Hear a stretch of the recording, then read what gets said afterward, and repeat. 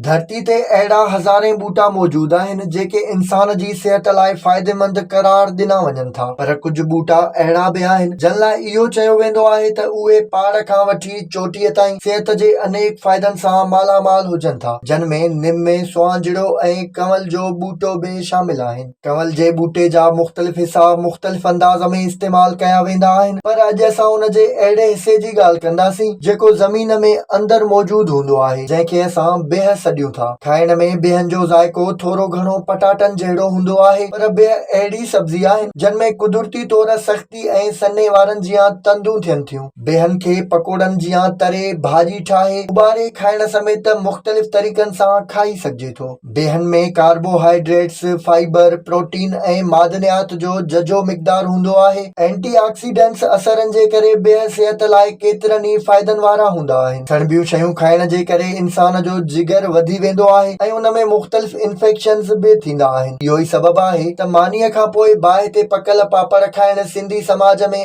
आम रवाज आहे। पर बेहनि में टोरेन नाले हिकु अहिड़ो जुज़ मौजूद आहे जेको जिगर मां वाधू चर्बी ख़तम करे उन खे सिहतमंद रखे थो। न रुॻो जिगर, पर बेह सॼे जिस्म जी चर्बी खे ॻारे कढण में वॾी मदद ॾींदा आहिनि, जंहिंजे करे उन्हनि जो इस्तेमालु वज़न घटाइण लाइ बि तमामु घणो फ़ाइदेमंद साबित थींदो आहे। बेहनि में मौजूद फाइबर ऐं सन्हियूं तंदियूं हाज़मे जे अमल खे दुरुस्त कंदियूं आहिनि, जॾहिं त प्रोटीन ऐं फ़ौलाद जी मौजूदगी हाज़मे वारी नाली जे कमकार खे बहितर करण समेत कब्ज़ीअ जो ख़ात्मो कंदी आहे। बेहनि जो मख़सूस मिक़दार में लगातार इस्तेमालु बवासीर जे मरीज़नि लाइ बि इंतिहाई फ़ाइदेमंद साबित थींदो आहे। जेतोणीक बेहनि में कार्बोहाइड्रेट्स जो झझो मिक़दार हूंदो आहे, पर एंटीऑक्सीडेंट्स हुजण जे करे उहे कुदरती तौर रत में शुगर लेवल खे बरक़रार रखण में बि मददगार हूंदा आहिनि। सियारे जी मौसम में बेह न रुॻो खाधनि में ज़ाइके, पर सिहत लाइ बि वॾनि फ़ाइदनि जो सबबु बणिबा आहिनि। विज़िट कयो अवामी आवाज़ मीडिया ग्रुप जी वेबसाइट